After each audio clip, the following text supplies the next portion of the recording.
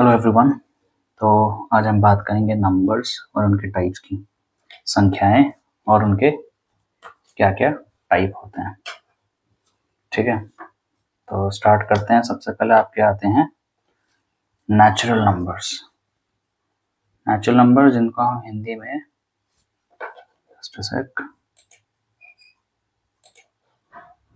Natural numbers आते हैं। सबसे पहले नेचुरल नंबर्स जिनको हम हिंदी में क्या बोलते हैं, प्राकृतिक संख्याएं। ठीक है, इंग्लिश और हिंदी दोनों में आप देख सकते हो। तो नेचुरल नंबर्स या प्राकृतिक संख्याएं क्या होती हैं? ऐसे नंबर्स जो 1 से स्टार्ट होते हैं। 1 हो गया, 2 हो गया, 3 हो गया, 4 हो गया, सो ऑन। ठीक है, तो नेचुरल नंबर्स सिंपल जो 1 से स्टार्ट होते हैं, पॉजिटिव नंबर्स वो नेचुरल में आ जाते हैं। होल नंबर्स, नेचुरल और होल में बस थोड़ा सा फर्क ये है कि होल नंबर्स होते हैं 0 से स्टार्ट। तो 0, 1, 2, 3, 4 एंड तो नेचुरल नंबर कहाँ से शुरू हो गए? 1 से। होल नंबर्स कहाँ से शुरू होते हैं? 0 से। बस इतना ही डिफरेंस है दोनों में। अब एक सवाल आता है कि क्या सारे होल नंबर्स नेचुरल नंबर्स के अंदर आ जाते हैं, या सारे नेचुरल नंबर्स होल के अंदर आते हैं? अगर सारे के सारे नेचुरल नंबर्स को देखते हैं, सारे के सारे नेचुरल नंबर्स होल नंबर के अंदर आ रहे हैं, मतलब जितने नेचुरल हैं वो सारे होल के अंदर भी होने चाहिए। तो नेचुरल 1 से स्टार्ट होते हैं, होल के अंदर भी 1 से स्टार्ट ही हो रहा है। 0 से स्टार्ट हो रहा है, लेकिन 1 से सारे नंबर्स जो हैं उसके अंदर आपको देखने को मिल जाएंगे। बट होल में क्या होता है, क्या सारे होल नंबर नेचुरल के अंदर आ जाएंगे? वो नहीं हो पाएगा। क्यों? होल स्टार्ट होता है एक्चुअली 0 से, तो नेचुरल के अंदर 0 तो नहीं होता है, इसलिए सारे के सारे होल नंबर्स नेचुरल नंबर के अंदर नहीं आते, लेकिन सारे के सारे नेचुरल होल नंबर के अंदर आ जाते हैं। ये आपके एमसीक्यूज है, छोटे छोटे फिलअप्स ट्रू फॉल्स में भी बन के आ जाते हैं ऐसे छोटे सवाल बेस्ड ऑन नंबर्स। ठीक है, तो नेचुरल नंबर्स प्राकृतिक संख्या है जो 1 से स्टार्ट हो रहा है, और होल नंबर्स पूर्ण संख्या है जो 0 से स्टार्ट हो रहा है। फिर आता है फ्रैक्शन। फ्रैक्शन को हिंदी में क्या बोलते हैं? भिन्न। तो फ्रैक्शन हमने देखा होगा जिसको हम बेसिकली पी बाई क्यू की फॉर्म में लिख रहे होते हैं। जैसे 2/3 मैंने लिख दिया, 4/5 मैंने लिख दिया, 6/8 मैंने लिख दिया। ठीक है, तो ये सारे के सारे फ्रैक्शंस या भिन्न के अंदर आते हैं। अब इसमें एक सवाल होता है कि क्या कोई होल नंबर नेचुरल नंबर, जैसे मैंने 4 लिख दिया, क्या ये भी फ्रैक्शन है? तो ये बिल्कुल है। कैसे? 4 के नीचे अगर कोई भी डिनोमिनेटर नहीं है तो मैं क्या उसको अज्यूम करता हूँ, उसके नीचे 1 होगा। ठीक है, तो एक नॉर्मल नंबर को भी हम फ्रैक्शन में दिखा सकते हैं। तो जितने भी आप नंबर्स देखते हो पीछे, होल नंबर्स नेचुरल नंबर्स भी देख के आए, सारे के सारे फ्रैक्शन बन सकते हैं। कैसे? इनके नीचे अगर कुछ भी नहीं दिख रहा आपको डिनोमिनेटर, तो आप 1 लगा दो, वो फ्रैक्शन या भिन्न में बन जाएंगे, कन्वर्ट हो जाएंगे। ठीक है, एक सवाल ये होता है क्या जीरो भी फ्रैक्शन के अंदर आता है? बिल्कुल। जीरो के नीचे पे कुछ नहीं है तो आप 1 लगा दो। इससे क्या होता है, 1 लगाने से वैल्यू चेंज नहीं होती है। 2/1, 2 को 1 से डिवाइड करो 2 जाएगा, तो वैल्यू चेंज नहीं। जीरो में 0 को 1 से डिवाइड करो, 0 को किसी से भी डिवाइड करते हैं तो 0 ही रहता है, तो वैल्यू चेंज नहीं होती है। तो 0 भी हमारा फ्रैक्शन के अंदर आता है, और ये जो भी नंबर्स आप देखते हो 4, 3, 7, 8, ये सारे के सारे फ्रैक्शंस के अंदर आ जाते हैं, क्योंकि इनके नीचे डिनोमिनेटर अगर कुछ नहीं है तो हम 1 लगा सकते हैं। ठीक है, डेसिमल्स यानी दशमलव संख्याएं। डेसिमल्स भी आपने देखे होंगे, जैसे 4.6, 3.89, ठीक है, 7.65, ये सारे के सारे डेसिमल्स होते हैं। अब कोई होल नंबर नेचुरल नंबर अगर मैं लिखता हूँ, जैसे 7 लिख दिया, ठीक है, तो क्या 7 भी एक डेसिमल के अंदर आता है? या 7 को मैं डेसिमल्स में, दशमलव में लिख सकता हूँ? बिल्कुल। 7 को मैं दशमलव में कैसे लिख सकता हूँ? 7.0। पॉइंट के बाद क्या लगा दूंगा? दशमलव के बाद 0 लगा दूंगा, शून्य लगा दूंगा। इससे क्या होगा? इससे जो 7.0 है या 7 है वो बिल्कुल सेम रहेगा, वैल्यू चेंज नहीं होगी। किसी भी नंबर को आप दशमलव में या डेसिमल्स में लिख सकते हो, बिल्कुल। 16 है तो 16 का डेसिमल क्या मैं कैसे लिखेंगे? कुछ नहीं, 16 डेसिमल पॉइंट 0, ये हो गया डेसिमल में कन्वर्ट। ठीक है, कभी सॉल्व करने के लिए भी आते हैं ना क्वेश्चन, जैसे 2/3 बोल रहा हूँ, 2.3 आ गया सपोज, 2.3 को 3 में ऐड करना है। अब इस पे तो पॉइंट है, इस पे नहीं है, तो इसको हम पॉइंट बना सकते हैं। कैसे? इसके पीछे 0 लगा के, तो अब ये ऐड हो जाएगा। फ्रैक्शन में भी ऐसे ही आता है, जैसे उसने बोला 6 को ऐड करो 1/5 में। अब इसके नीचे से डिनोमिनेटर दिख रहा है, इसमें नहीं दिख रहा, तो इसको भी हम क्या कर सकते हैं, फ्रैक्शन में कन्वर्ट कर सकते हैं। 6 के नीचे कुछ नहीं है तो 1, फिर इन दोनों का हम एलसीएम लेके इनको सॉल्व कर सकते हैं। ठीक है, तो जितने भी होल नंबर नेचुरल नंबर्स होते हैं उनका फ्रैक्शन या डेसिमल की फॉर्म में भी लिख सकते हो। Moving on, odd numbers. Odd numbers और इवन नंबर्स। ऑड नंबर्स यानी विषम संख्याएं। ऑड नंबर्स आपको पता होंगे, वो नंबर जो 1 से शुरू होते हैं। 1 हो गया, 2 हो गया, सॉरी 1 हो गया, 3 हो गया, 5 हो गया, 7 हो गया, 9 हो गया, 11, ये सारा का सारा किसके अंदर आता है? ऑड या फिर विषम संख्याएं। इवन जो सम संख्याएं यानी जो 2, 4, 6, 8 यानी जो 2 से डिवाइड होती हैं वो सारी की सारी सम संख्याएं होती हैं। ठीक है, तो ये तो बेसिक नंबर्स हैं आपके। ऑड हो गया तो विषम है तो 1, 3, 5, 7 और इवन है तो 2, 4, 6, 8, 10, 12। ये ऑड और इवन नंबर्स, विषम संख्या और सम संख्या। फिर आता है आपका इंटीजर्स। अभी तक जितने भी हमने नंबर्स देखे वो इंटीजर्स का एक पार्ट थे। क्यों? अभी तक हमने जितना कुछ देखा वो सारा सिर्फ पॉजिटिव में देखा, लेकिन क्या नंबर सिर्फ पॉजिटिव में होते हैं? नहीं, नेगेटिव भी तो होते हैं। ये एक नीचे नंबर लाइन है, ठीक है, ये नंबर लाइन आप देख सकते हो, इसके अंदर आपको पॉजिटिव भी दिखेंगे, नेगेटिव भी दिखेंगे। कुछ इस तरीके से बनने की ना, जीरो, जीरो के राइट में पॉजिटिव दिखता जा रहा है और जीरो के लेफ्ट में नेगेटिव दिखता जा रहा है, तो नंबर लाइन है। तो इंटीजर्स क्या क्या होते हैं? बेसिकली 3 ग्रुप ऑफ नंबर्स को मिला के इंटीजर बनता है, जिसके अंदर सारे के सारे पॉजिटिव नंबर्स आ गए, 2 आ गया, 3 आ गया, 8 आ गया, 7 आ गया, जिसके अंदर सारे के सारे नेगेटिव आ गए, -2, -3, -5, -6 देखेंगे आपने। और एक और नंबर जिसको हम बोलते हैं जीरो, शून्य। जीरो अलग कैटेगरी में, ना ये पॉजिटिव में जाता है ना ही ये नेगेटिव में जाता है। ठीक है, तो इंटीजर्स में 3 तरीके के नंबर्स होते हैं, पॉजिटिव, नेगेटिव और जीरो। जीरो को याद रखिएगा, जीरो अलग कैटेगरी है, ना पॉजिटिव में और ना ही नेगेटिव में। ठीक है, एक नंबर लाइन बना के आप देख लो। जीरो के राइट में जो है वो सारा का सारा यहाँ पे मैंने बना के रखी है, जीरो के राइट में सारे पॉजिटिव नंबर्स, लेफ्ट में सारे नेगेटिव और बीच में जीरो। ठीक है, इंटीजर्स को हिंदी में हम पूर्णांक बोलते हैं। जो पॉजिटिव नंबर है उनके आगे धनात्मक संख्या कहते हैं उन्हें, और नेगेटिव नंबर्स को ऋणात्मक। तो पॉजिटिव नंबर्स के आगे हालांकि हम प्लस इस तरीके से लिख सकते हैं, या प्लस नहीं भी लिखेंगे तो भी अंडरस्टूड होता है पॉजिटिव है।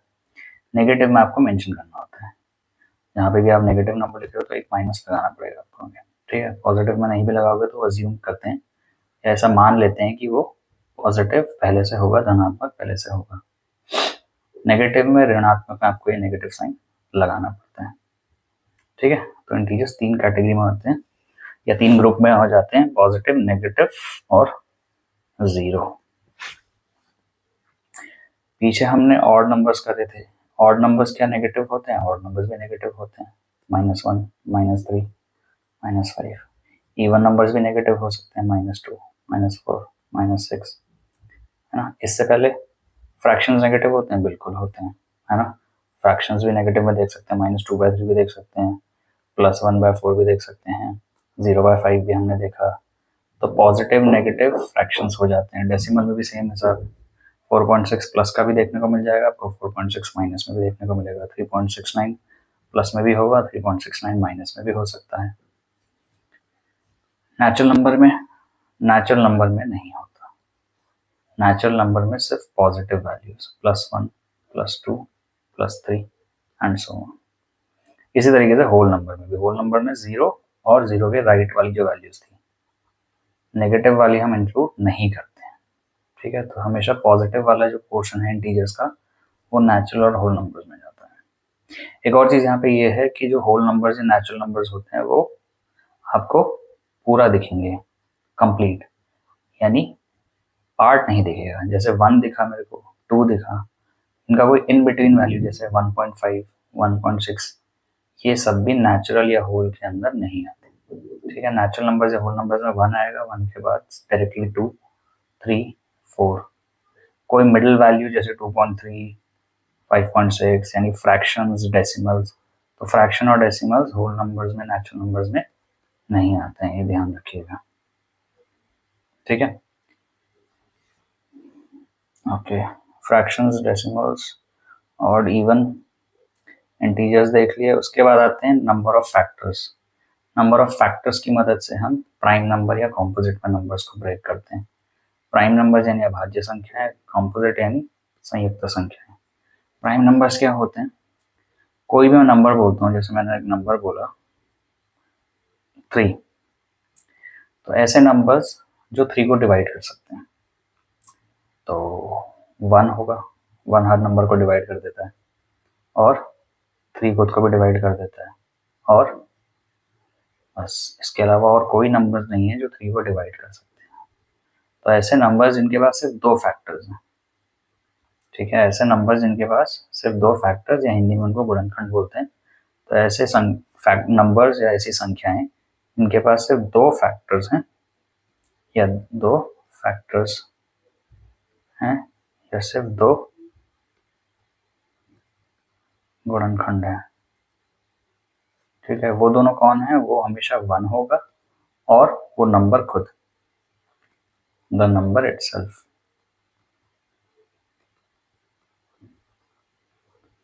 ठीक है, जिन नंबर्स के पास सिर्फ ये 2 फैक्टर्स होते हैं, या फैक्टर्स अगर आपको समझ नहीं आता तो समझ लो जो नंबर्स सिर्फ 2 नंबर्स के टेबल में आते हैं, एक 1 के टेबल में और एक खुद के टेबल में, वो हमेशा प्राइम नंबर कहलाते हैं। 2 2 1 के टेबल में आएगा, 1 के टेबल में सारे नंबर हो जाते हैं, तो 1 तो हर किसी का फैक्टर ही, और 2 खुद के टेबल में आता है। और कोई नंबर है जिसके टेबल में 2 आता नहीं, तो 2 भी क्या है? प्राइम नंबर है, ठीक है। 5 हो गया, 1 के टेबल में आएगा, 5 में और किसी में नहीं आएगा, प्राइम हो गया, ठीक। इन्हीं फैक्टर्स के अलावा अगर आपको एक और फैक्टर एक्स्ट्रा मिलता है, जैसे मैं अगर बात करूं, मैंने बात करी 4 की, 4 के क्या क्या फैक्टर्स होंगे? तो 1 तो हो गई, 4 खुद भी हो गई, क्या कोई और नंबर है जिसके टेबल में 4 आता है? 2 है, ठीक है। तो इन दोनों फैक्टर्स के अलावा जैसे ही आपको एक और एक्स्ट्रा या तीसरा फैक्टर मिलता है, तो सारा का सारा नंबर किस में आ जाता है? कॉम्पोजिट नंबर्स में या फिर संयुक्त संख्या। तो ऐसे नंबर जिनके सिर्फ 2 फैक्टर्स हैं वो प्राइम भाज्य संख्या, 2 से जैसे ही एक एक्स्ट्रा मिलता है वो कॉम्पोजिट यानी संयुक्त संख्या। जैसे 6 हो गया, अब 6 1 से डिवाइड होगा, अपने आप से डिवाइड होगा, लेकिन 2 से भी तो डिवाइड होता है क्योंकि 2 के टेबल में आता है, 3 से भी डिवाइड होता है 3 के टेबल में। 2 के अलावा फैक्टर्स हमें मिल रहे हैं, तो ये कॉम्पोजिट संयुक्त कहलाएगा फिर से, है ना। उसके बाद 16 आप देख लो, 16 1 के टेबल में आएगा, 16 में आएगा, खुद के टेबल में 2 में आता है, 4 में आता है, 8 में आता है, तो सारे फैक्टर्स हो गए। 2 से ज़्यादा फैक्टर्स हैं तो ये संयुक्त कॉम्पोजिट नंबर्स बन जाएगा। इनके अलावा एक जो एक्सेप्शन है वो है 1। 1 कौन सी कैटेगरी में आता है? 1 खुद कौन सी कैटेगरी में आता है? 1 के टेबल में तो सब आते हैं, ठीक है। 1 किसी के टेबल में आता है? नहीं, 1 किसी के टेबल में नहीं आता, ठीक है। तो ये थोड़ा सा एक्सेप्शन है क्योंकि इसका एक ही फैक्टर निकल के आता है जो खुद 1 होगा, और 1 से एक बड़ा नंबर 1 है, 2 है, 2 के टेबल में 1 आएगा नहीं, तो 1 का तो सिर्फ एक ही फैक्टर है, खुद 1, तो ये प्राइम में आएगा कि कॉम्पोजिट में आएगा? तो ये ना इसकी डेफिनेशन फॉलो कर रहा है 2 फैक्टर्स, ना इसकी कर रहा है 2 से ज़्यादा। तो 1 एक ऐसा नंबर है जो ना प्राइम में आता है ना ही कॉम्पोजिट में। 1 के बारे में ध्यान रखिएगा, नीदर प्राइम नॉर कॉम्पोजिट, यानी 1 ना तो अभाज्य है और ना ही संयुक्त है, ठीक है। 1 एक ऐसा नंबर है ना प्राइम में जाएगा ना कॉम्पोजिट में, ठीक है, ना भाज्य में ना ही संयुक्त में, ठीक है। 1 को ध्यान रखिएगा। जैसे यहाँ पे इंटीजर्स में हमारा 0 एक्सेप्शन था, अलग था, ना प्लस में गया ना माइनस में। फैक्टर्स के मामले में 1 ना प्राइम में जाता है ना ही कॉम्पोजिट में जाता है, अलग है। एमसीक्यूज वगैरह में भी आता है सवाल कि 1 प्राइम में आता है कॉम्पोजिट में आता है, ये बताइए, ठीक है। तो ना इधर प्राइम और कॉम्पोजिट, ना तो अभाज्य है ना ही संयुक्त संख्या है। फिर आता है रैशनल नंबर। रैशनल नंबर थोड़ा बहुत अभी जब हमने फ्रैक्शंस देखा वैसे ही, रैशनल नंबर का डेफिनेशन ये होता है कि इसको अगेन पी बाई क्यू में लिखो। पी बाई क्यू अभी देखा था हमने, फ्रैक्शंस में लिखो। कंडीशन ये होती है कि ये क्यू जो है नीचे 0 नहीं आना चाहिए, मतलब आप ऊपर कुछ भी लिखिए, ठीक है, लेकिन डिनोमिनेटर में नीचे 0 नहीं आना चाहिए क्योंकि ये नॉन डिफाइंड होता है या इसकी वैल्यू हमें नहीं पता है, ऐसा आप समझ सकते हो। तो जो भी हमने फ्रैक्शंस देखे थे अभी 2/3 वो रैशनल था, 4/5 वो रैशनल था, 5/7 वो रैशनल था, ठीक है। और अभी हमने वो देखा ना 0 के नीचे कुछ नहीं है 1, 0 भी रैशनल हो गया। 4 देखा था, 4 के नीचे कुछ नहीं है 1, 4 रैशनल हो गया। -6 कुछ नहीं तो 1, सारा का सारा रैशनल नंबर है सारा, ठीक है। तो रैशनल कुछ कुछ फ्रैक्शंस ऐसा p/q में, और नीचे वाला q 0 के बराबर नहीं होना चाहिए। रैशनल का उल्टा हो गया इरैशनल, मतलब हिंदी में रैशनल को और क्या बोलते हैं? हिंदी में बोलते हैं परिमेय संख्याएं, और इरैशनल को हिंदी में बोलते हैं अपरिमेय संख्याएं। तो इसमें क्या क्या आ जाएगा? इसमें एक तो वही नंबर्स आ जाएंगे जिनके नीचे 0 लग जाएगा, क्योंकि रैशनल बोलता है 0 नहीं होना चाहिए, तो 0 लगा दोगे तो इरैशनल की कैटेगरी में आ गया, इसकी कोई वैल्यू नहीं मिल पाएगी हमें फिक्स्ड, ठीक है। और भी नंबर्स होते हैं, कैसे नंबर्स होते हैं? रूट्स वाले नंबर्स होते हैं, अगर आपको रूट पता है तो, ठीक है। जैसे हम √2 लिखते हैं, √2 का मतलब क्या है? ऐसा नंबर बताओ जिसको उसी से मल्टीप्लाई करके 2 मिले। √4 बोलते हैं, ऐसा कोई नंबर है जिसको उसी से मल्टीप्लाई करके 4 मिले, तो ऐसा नंबर तो है। 2 × 2 करके 4 मिल जाता है, तो √4 का आंसर क्या निकल जाएगा? 2। यानी जब हमें ये आंसर मिल रहा है कि ऐसा कौन सा नंबर है जिसको उसी से मल्टीप्लाई करके ये रूट के अंदर वाली वैल्यू मिल रही है, अगर आपको आंसर मिलता है तो वो रैशनल की कैटेगरी में आ जाता है इसके अंदर, यानी √4 इधर आ जाएगा। लेकिन आपको अगर ऐसा कोई नंबर नहीं मिलता है, अच्छा यहाँ पे दोनों सेम नंबर है, ऐसा नहीं सोचिएगा कि 2 × 1 करके आ जाएगा, नहीं, ये गलत है। यहाँ पे और यहाँ पे दोनों सेम नंबर होने चाहिए जिनको मल्टीप्लाई करके 2 आए, ऐसा कोई वैल्यू नहीं है, इसलिए ये जो रूट वाले नंबर्स होते हैं जिनका आंसर नहीं निकल रहा था, ये भी इरैशनल की कैटेगरी में आते हैं। √4 का हमें आंसर मिल रहा है 2 × 2, √4 रैशनल के अंदर जाएगा। जैसे √16, ऐसा कोई नंबर है जिसको उसी से मल्टीप्लाई करने पर 16 मिले? बिल्कुल है, 4 है, तो √16 का आंसर मिल गया, तो वो रैशनल की कैटेगरी में चला गया। मतलब रूट ही लगा है, लेकिन उससे उसके आंसर पे डिपेंड करता है कि वो रैशनल बनेगा कि इरैशनल। √36 हो गया, ऐसा कोई नंबर है? बिल्कुल है, 6 × 6 करके 36 आता है, तो आंसर मिल रहा है √36 का, ये रैशनल है। लेकिन √15, ऐसा कोई नंबर है उसी को मल्टीप्लाई करके 15 मिले, दोनों नंबर सेम होने चाहिए, 15 के लिए नहीं है ऐसा कोई नंबर, तो वो इरैशनल की कैटेगरी में आ जाता है, ठीक है। तो अभी तक हमने जो नंबर्स देखे, नेचुरल, होल, फ्रैक्शन देखा, डेसिमल देखा, odd numbers, even numbers, integers, prime, composite, rational. तो ये बेसिक एक डेफिनेशन या एक ओवरव्यू था नंबर्स का।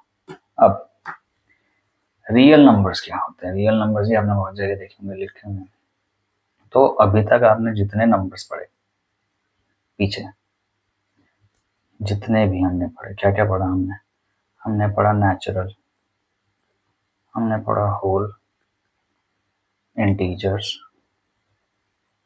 और क्या था? ऑड, इवन, प्राइम, कॉम्पोजिट, ठीक है। उसके बाद हमने फ्रैक्शंस भी देख लिए, उसके बाद हमने डेसिमल भी देखा, और प्राइम, कॉम्पोजिट, और क्या था? रैशनल था, इरैशनल था, ठीक है। तो ये सारे के सारे क्या हैं?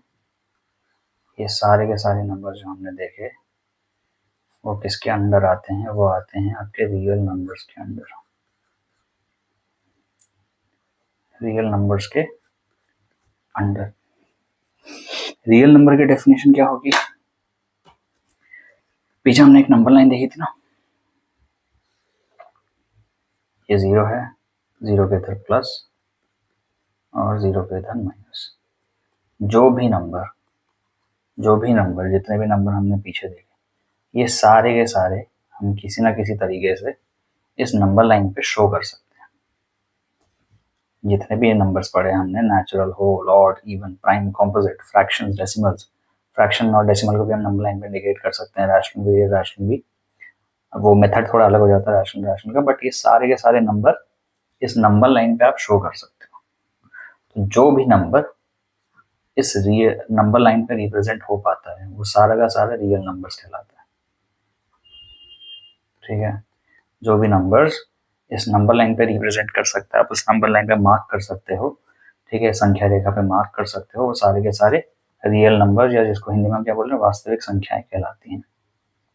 ठीक है, अब ऐसे कुछ नंबर्स होंगे जिनको हम मार्क नहीं कर पाते नंबर लाइन्स पे, बिल्कुल होते हैं। तो वो कैसे होंगे, वो रियल के ऑपोजिट होंगे। रियल मतलब वास्तविक, तो रियल का उल्टा हो जाएगा इमेजिनरी। ठीक है, रियल मतलब जो असली है, इमेजिनरी मतलब जो असली नहीं है। इमेजिनरी नंबर सारा की क्लास 11th में होते हैं, तो आपको उस पर ध्यान नहीं देना। फिलहाल आप ये समझ लो रियल नंबर्स, क्योंकि बाकी सारे नंबर तो पता होते हैं बट रियल नंबर्स बच्चों को ज़्यादातर नहीं पता होता। तो रियल नंबर्स क्या होते हैं, वो सारे नंबर्स जिनको आप नंबर लाइन पे रिप्रेजेंट कर सकते हो वो रियल नंबर्स की ही कैटेगरी में आ जाते हैं। ठीक है, तो ये था एक overview on the topic numbers. ठीक है, थैंक यू।